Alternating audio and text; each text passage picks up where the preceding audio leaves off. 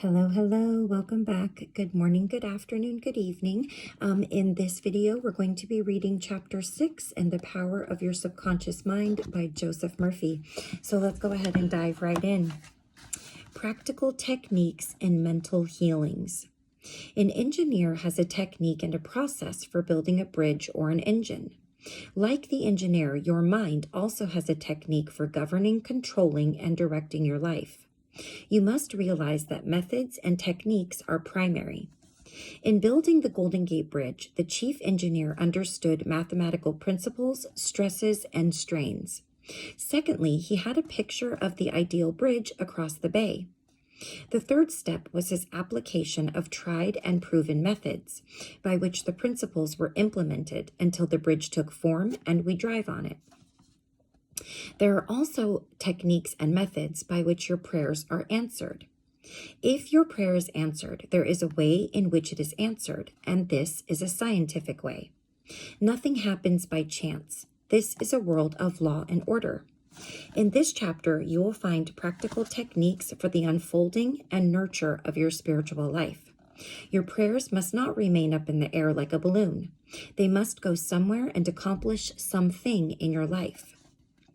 When we come to analyze prayer, we discover there are many different approaches and methods. We will not consider in this book the formal ritual prayers used in religious services. These have an important place in group worship. We are immediately concerned with the methods of personal prayer as it is applied in your daily life and as it is used to help others. Prayer is the formulation of an idea concerning something we wish to accomplish. Prayer is the soul's sincere desire. Your desire is your prayer. It comes out of your deepest needs and it reveals the things you want in life. Blessed are they that hunger and thirst after righteousness, for they shall be filled. That is really prayer, life's hunger and thirst for peace, harmony, health, joy, and all the other blessings in life. The passing over technique for impregnating the subconscious. This consists essentially in inducing the subconscious mind to take over your request as handed it by the conscious mind. This passing over is best accomplished in the reverie-like state, knowing that in your deeper mind are infinite intelligence and infinite power. Just calmly think over what you want. See it coming into fuller fruition from this moment forward. Be like the little girl who had a very bad cough and a sore throat. She declared firmly and repeatedly, "It is passing away now. It is passing away now." It passed away in about an hour. Use this technique with complete simplicity and naivete. Your subconscious will accept your blueprint. If you were building a new home for yourself and your family, you know that you would be intensely interested in regard to the blueprint for your home. You would see to it that the builders conformed to the blueprint. You would watch the material and select only the best wood, steel, in fact, the best of everything. What about your mental home and your mental blueprint for happiness and abundance? All your experiences and everything that enters into your life depend upon the nature of the mental building blocks, which you use in the construction of your mental home. If your blueprint is full of mental patterns of fear, worry, anxiety, or lack, and if you are despondent, doubtful, and cynical, then the texture of the mental material you are weaving into your mind will come forth as more toil, tension, anxiety, and limitations of all kinds. The most fundamental and the most far-reaching activity in life is that which you build into your mentality every waking hour. Your word is silent and invisible. Nevertheless, it is real. You are building your mental home all the time, and your thoughts and mental imagery represent your blueprint. Hour by hour, moment by moment, you can build radiant health, success, and happiness by the thoughts you think, the ideas which you harbor, the beliefs that you accept, and the scenes that you rehearse in the hidden studio of your mind. This stately mansion, upon the construction of which you are perpetually engaged, is your personality, your identity in this plane, your whole life story on this earth. Get a new blueprint. Build silently by realizing peace, harmony, joy, and goodwill in the present moment. By dwelling upon these things and claiming them, your subconscious will accept your blueprint and bring all these things to pass. By their fruits ye shall know them. The science and art of true prayer. The term science means knowledge which is coordinated, arranged, and systemized.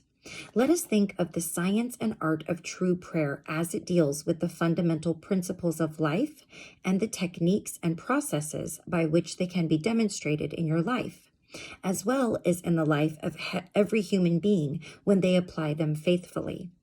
The art is your technique or process, and the science behind it is the definite response of creative mind to your mental picture or thought. Ask, and it shall be given you. Seek, and ye shall find. Knock, and it shall be opened unto you. Matthew 7:7. Here you are told you should receive that for which you ask. It shall be opened to you when you knock, and you shall find that for which you are searching. This teaching implies the definiteness of mental and spiritual laws. There is always a direct response from the infinite intelligence of your subconscious mind to your conscious thinking. If you ask for bread, you will not receive a stone. You must ask believing if you are to receive. Your mind moves from the thought to the thing.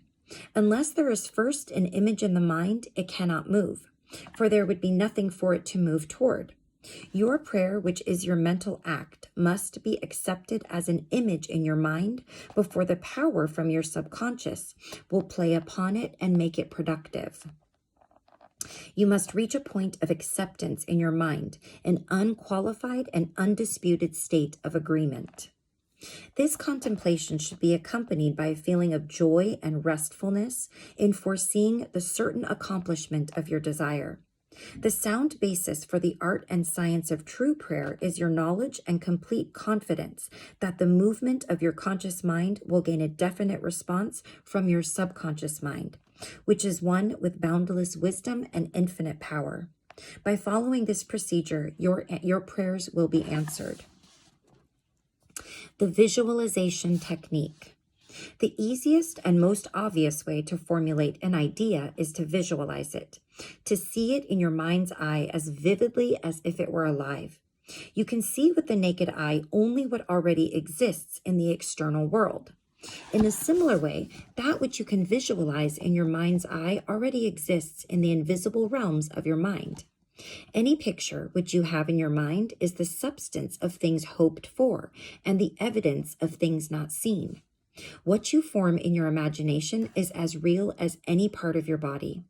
The idea and the thought are real and will one day appear in your objective world if you are faithful to your mental image.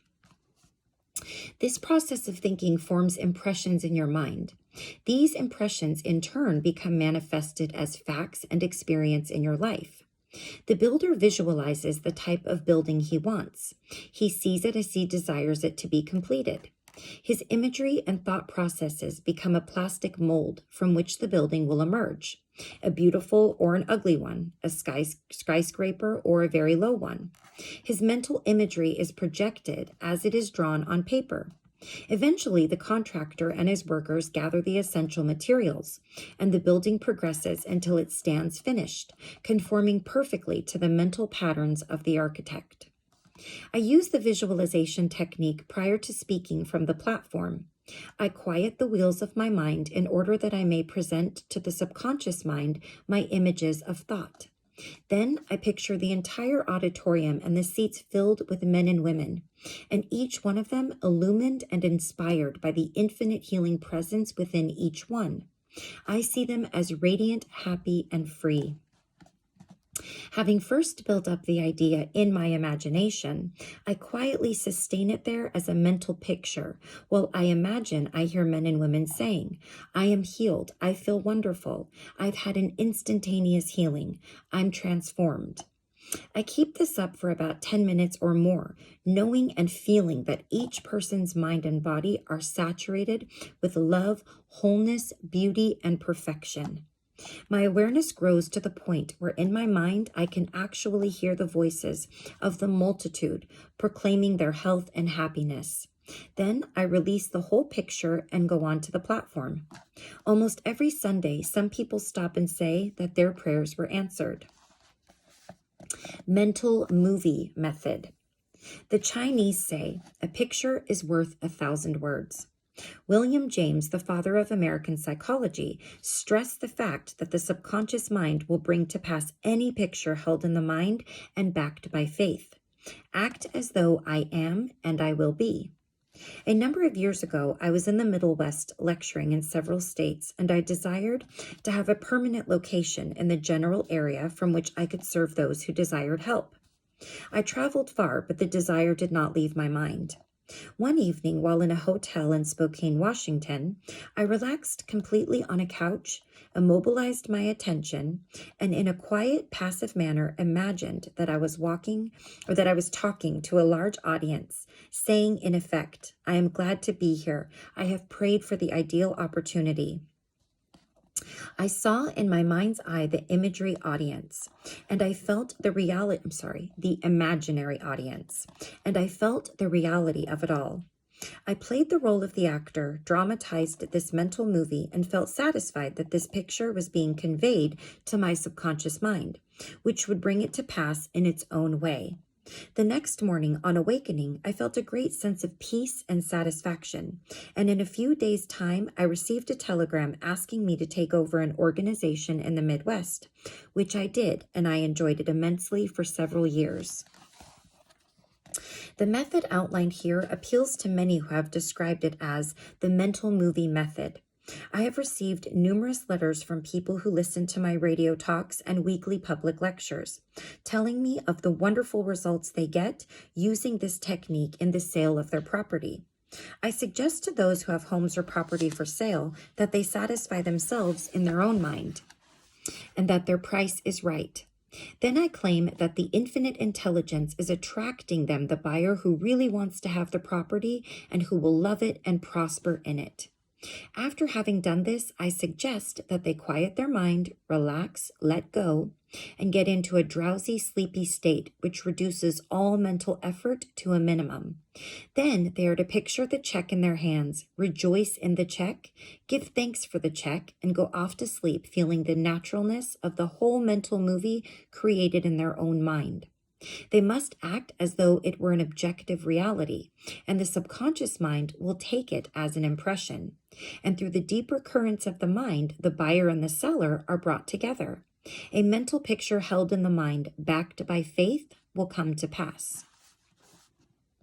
The Baudoin Technique. I don't know if I'm saying that right. It's either Baudoin or Baudoin.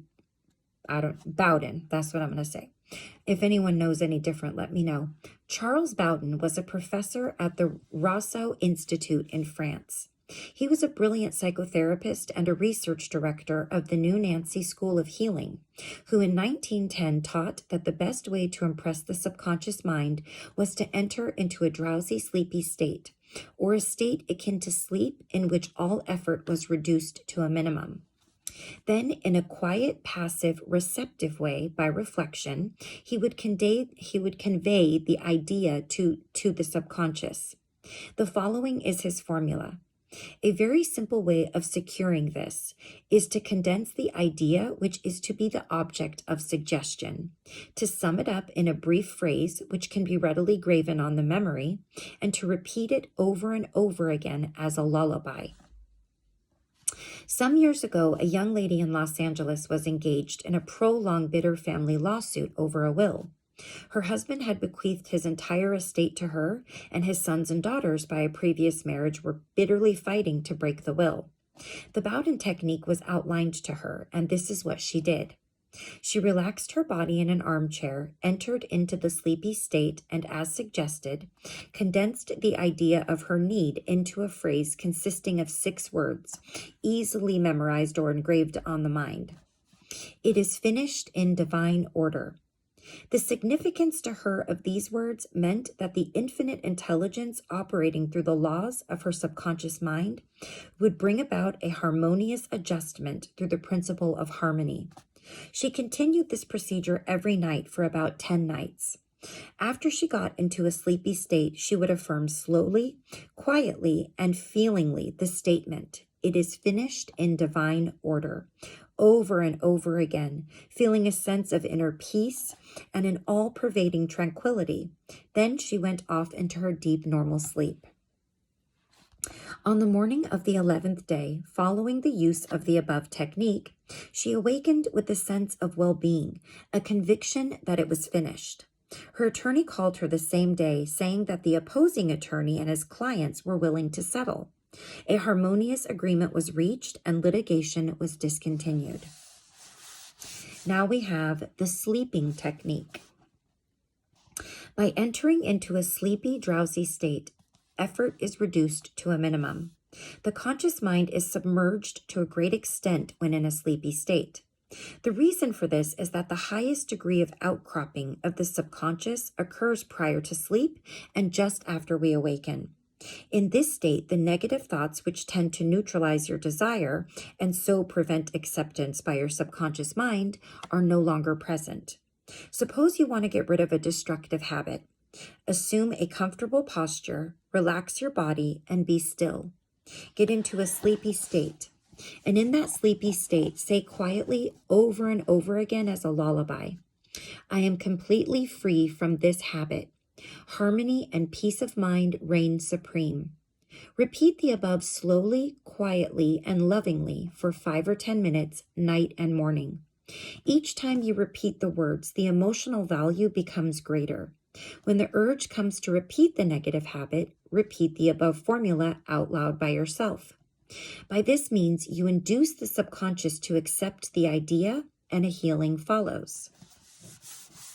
The thank you technique. In the Bible, Paul recommends that we make known our requests with praise and thanksgiving. Some extraordinary results follow this simple method of prayer.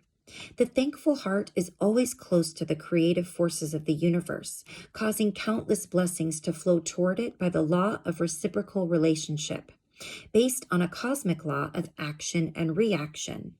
For instance, a father promises his son a car for graduation. The boy has not yet received the car, but he is very thankful and happy, and is as joyous as though he had actually received the car. He knows his father will fulfill his promise, and he is full of gratitude and joy, even though he has not yet received the car. Objectively speaking, he has, however, received it with joy and thankfulness in his mind. I shall illustrate here how Mr. Broke applied this technique with excellent results. He said, "Bills are piling up. I am out of work. I have 3 children and no money. What should I do?" Regularly, every night and morning, for a period of about 3 weeks, he repeated the words, "Thank you, Father, for my wealth," in a relaxed, peaceful manner until the feeling or mood of thankfulness dominated his mind.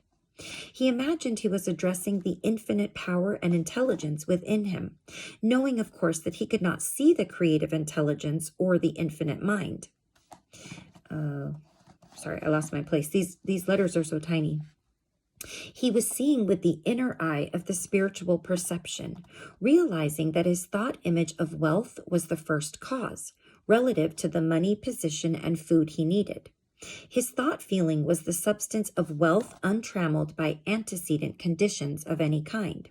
By repeating "Thank you, Father" over and over again, his mind and heart were lifted up to the point of acceptance, and when fear, thoughts of lack, poverty, and distress came into his mind, he would say, "Thank you, Father," as often as he needed to. He knew that as he kept up the thankful attitude, he would recondition his mind to the idea of wealth, which is what happened. The sequel to his prayer is very interesting.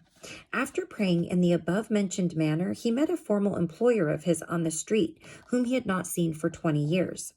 The man offered him a very lucrative position and advanced him $500 on a temporary loan. Today, Mr. Broke is vice president of the company for which he works. His recent remark to me was, "I shall never forget the wonders of Thank You, Father. It has worked wonders for me." I have heard from many different people that the universe loves people that are grateful, loves people that are filled with gratitude and express it. And that makes complete sense to me. All right, the affirmative method. Let's see how many methods we have left.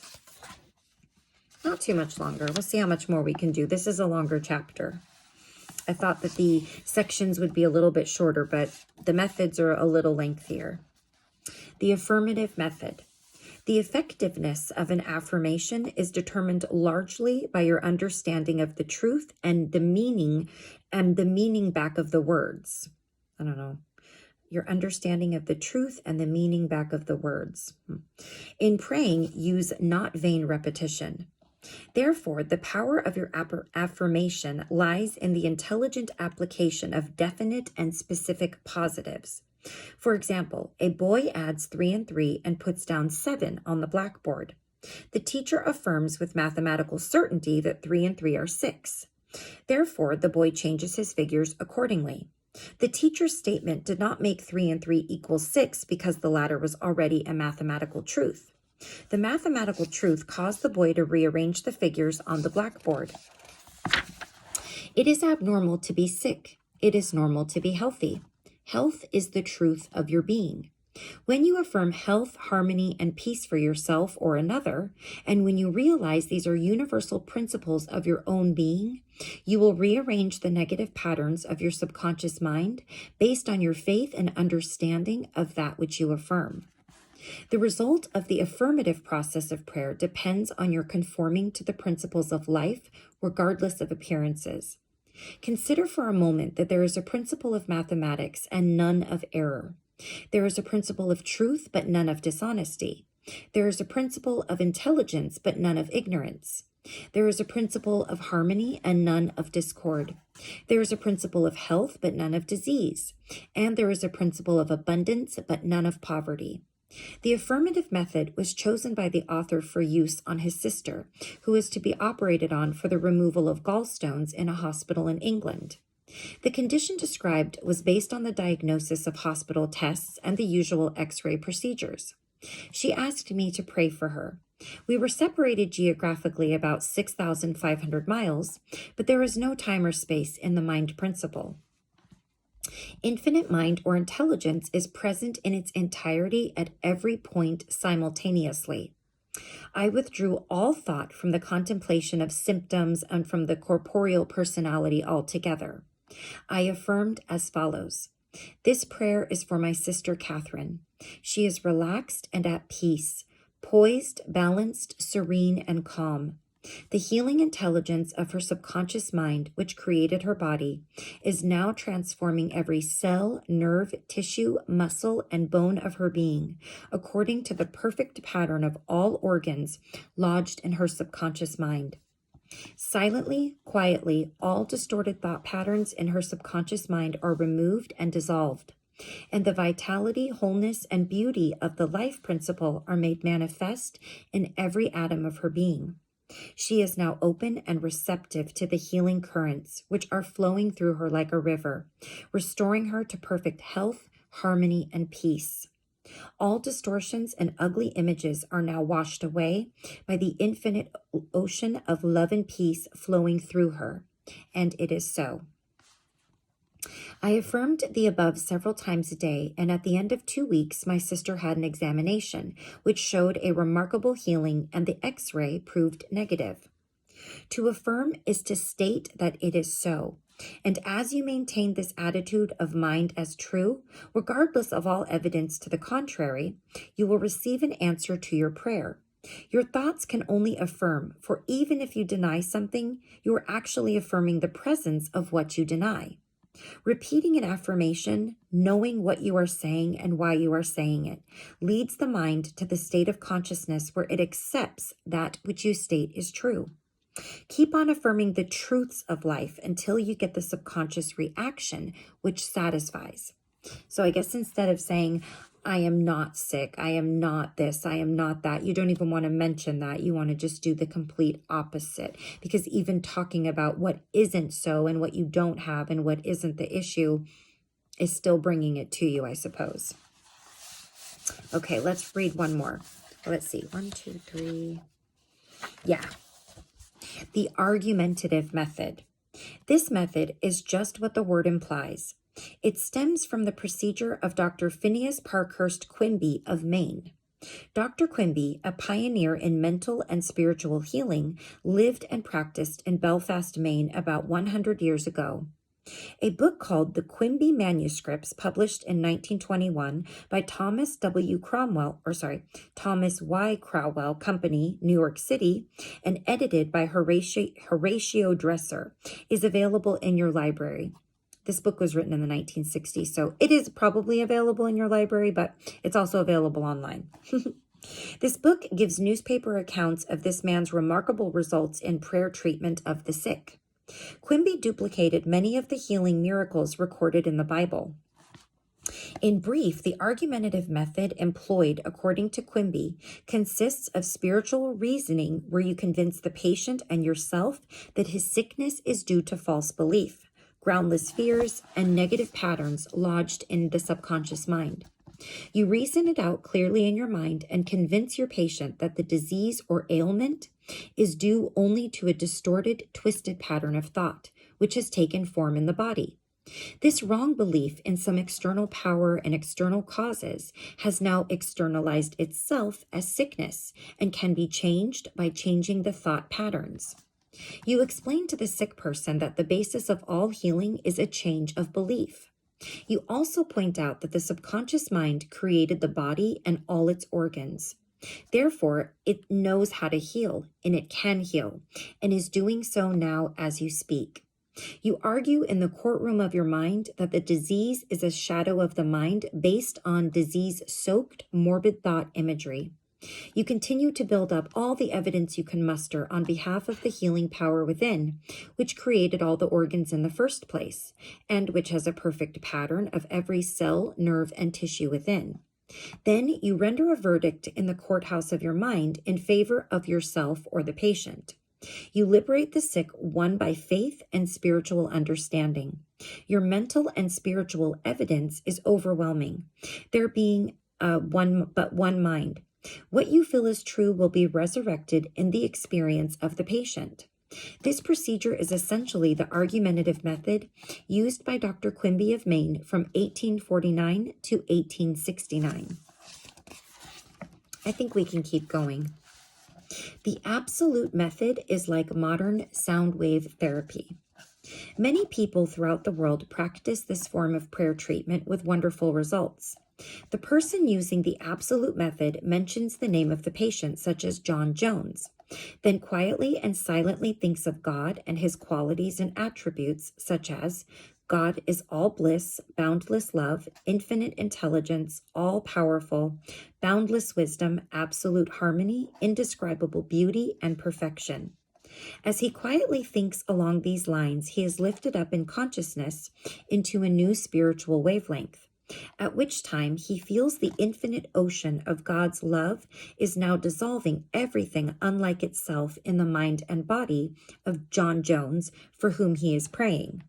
He feels all the power and love of God are now focused on John Jones, and whatever is bothering or vexing him is now completely neutralized in the presence of the infinite ocean of life and love.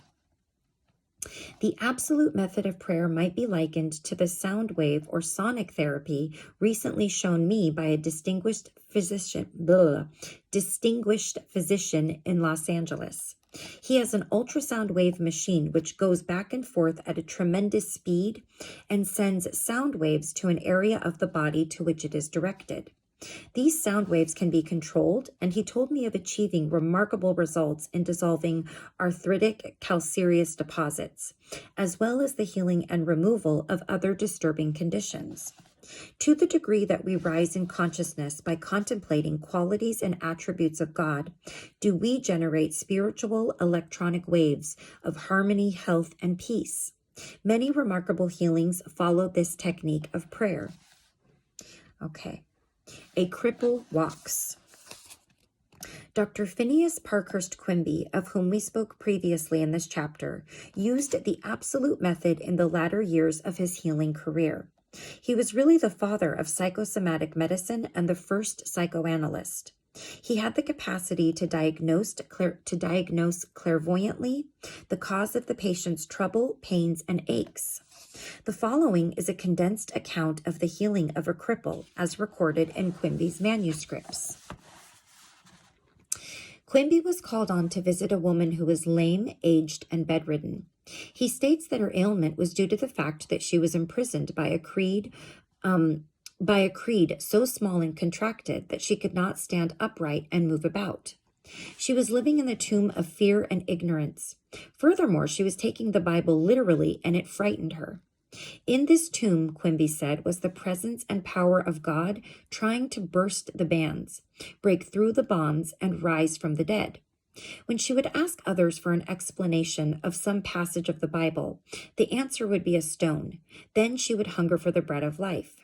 Dr. Quimby diagnosed her case as a mind cloudy and stagnated due to excitation and fear caused by the inability to see clearly the meaning of the passage of the Bible, which she had been reading. This showed itself in the body by her heavy and sluggish feeling, which would terminate as paralysis. At this point, Quimby asked her what was meant in the Bible verses, "Yet a little while I am with you, and then I go unto him that sent me. Ye shall seek me, and shall not find me. And where I am, thither ye cannot come." John 7:33-34. She replied that it meant Jesus went to heaven. Quimby explained what it really meant by telling her that being with her a little while meant his explanation of her symptoms, feelings, and their causes. He had compassion and sympathy for her momentarily, but he could not remain in that mental state.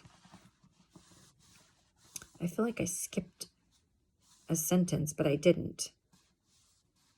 Okay. The next step was to go to him that sent us, which, as Quimby pointed out, was the creative power of God in all of us. Quimby immediately traveled in his mind and contemplated the divine ideal, otherwise known as the vitality, intelligence, harmony, and power of God functioning in the sick person. This is why he said to the woman, "Therefore, where I go, you cannot come, for you are in your narrow, restricted belief, and I am in health." This prayer and explanation produced an instantaneous sensation, and a change came over her mind. She walked without her crutches, Quimby said. She walked without her crutches. Quimby said it was one of the most singular of all his healings. She was, as it were, dead to error, and to bring her to life or truth was to raise her from the dead. Quimby quoted the resurrection of Christ and applied it to her own Christ or health. This produced a powerful effect on her mind. He also explained to her that the truth which she accepted was the angel or idea, which rolled away the stone of fear, ignorance, and superstition, thereby releasing the healing power of God, which made her whole. And the last one, the decree method. Power goes into your word according to the feeling and faith behind it. When we realize the power that moves the world is moving on our behalf and is backing up our word, our confidence and assurance grow. You do not try and add power to power. Therefore, there must be no mental striving, coercion, force, or mental wrestling. A young girl used the decree method on a young man who was constantly calling her, pressuring her to go on dates and meeting her outside of her work. She found it very difficult to get rid of him. She decreed as follows: "I release," and I think this is where his name was inserted, "unto God. He is in his true place at all times. I am free and he is free. I now decree that my words go forth into infinite mind and bring it to pass. It is so." She said he vanished and she has never seen him since, adding, "It was as though the ground swallowed him up. Thou shalt decree a thing, and it shall be established unto thee, and the light shall shine upon thy ways." Job 22, verse 28. Okay, so now the summary. Serve yourself with scientific truth.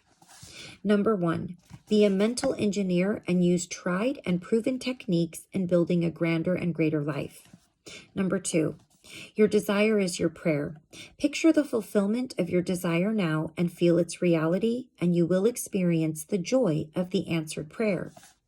Number 3, desire to accomplish things the easy way with the sure aid of mental science. Number 4, you can build radiant health, success, and happiness by the thoughts you think in the hidden studio of your mind.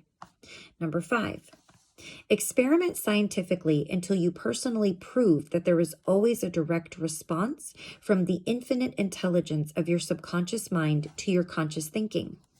Number 6, feel the joy and restfulness in foreseeing the certain accomplishment of your desire. Any mental picture which you have in your mind is the substance of things hoped for and the evidence of things not seen. Number 7, a mental picture is worth 1,000 words. Your subconscious will bring to pass any picture held in the mind backed by faith. Number 8, avoid all effort or mental coercion in prayer. Get into a sleepy, drowsy state and lull yourself to sleep, feeling and knowing that your prayer is answered. Number 9, remember that the thankful heart is always close to the riches of the universe. Number 10, to affirm is to state that it is so. And as you maintain this attitude of mind is true, regardless of all evidence to the contrary, you will receive an answer to your prayer. Number 11, generate electronic waves of harmony, health, and peace by thinking of the love and the glory of God. And number 12, what you decree and feel as true will come to pass. Decree harmony, health, peace, and abundance. Okay, so we complete chapter 6. And in the next video, we will be talking about, in chapter 7, the tendency of the subconscious is life word. So lots to learn still. There's a lot going on in this book. And I hope that so far, everyone who is listening is not only enjoying it, but understanding it and taking something away from it. I know that I am. This is probably one of the best books I've read in a long time. The most helpful, I would say. And I sort of wish I would have read this before I read the other ones, especially the last 2 that I just read, because they talk about prayer and how you can pray effectively and ineffectively. And this kind of helps you to learn that so that you can apply those other things. But that's okay. They're on video, so I can always just listen to this one myself and then go back and apply the techniques I've learned in this book to those prayers and decrees. If you watched my Violet Flame videos, especially, because there was a lot of prayers and decrees in there. So thank you so much for joining me. I really, really appreciate your time, and I'm so glad that people are watching and gaining something from this, and I'm so happy to share it with you. So until next time, as usual, take care of yourself, take care of those around you, and I will see you again very soon in my next video. Take care. Bye-bye.